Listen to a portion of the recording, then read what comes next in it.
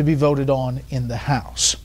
President Obama is in the capital of Burma tonight, where in a few hours he will try to address yet another element of his foreign policy that has failed to live up to expectations. But before he left China, the president struck a deal over climate change. Chief White House correspondent Ed Henry, who's traveling with the president, looks at what all sides are saying about the deal. Good, bad, or essentially no deal at all. Eager for a victory on the world stage barely 1 week after the midterm election drubbing back home, President Obama plunged into another executive action. This is a major milestone in the U.S.-China relationship.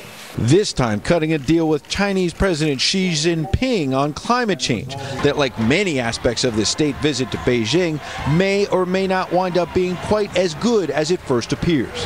I was particularly distressed by the deal apparently he's reached with the Chinese on his current trip.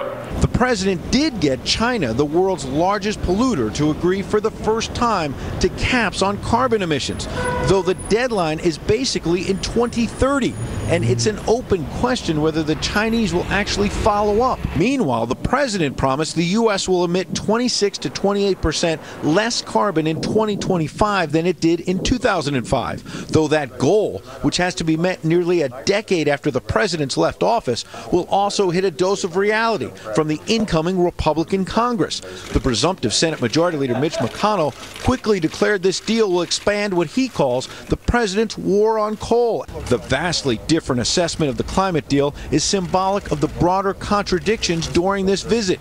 The U.S. and China boasting of dramatic new economic and military cooperation, even as the Chinese continue launching cyber attacks to steal trade secrets, and just so happen to show off their new stealth fighters in a dramatic display of military muscle. Then there was a joint news conference where Xi lashed out at the protesters in Hong Kong as an illegal movement and actually tried to claim enormous progress on human rights inside China. In fact, the communist host tried to control every last second of this visit. Yet that changed at the news conference when Mr. Obama called on Mark Landler of the New York Times, which has faced crackdowns from the Chinese government. Xi never takes questions from Western reporters, and after being pressed on whether he'll grant visas to journalists at the Times and elsewhere, there was a stir when an aide initially said the president would not respond. Now, President Xi Jinping will take a question from a member of the Chinese press. Xi went on to falsely claim that Chinese citizens have the right to express themselves, and then insisted journalists who were kicked out of the country have themselves to blame. Media outlets need to obey China's laws and regulations. Now here in Burma, the president wants to highlight his efforts to help move this government from a military dictatorship to the early stages of democracy. But his critics say the president lost leverage by moving too quickly to reward reforms that are now backsliding. Brett? Ed Henry traveling with the president in Burma. Ed, thank you.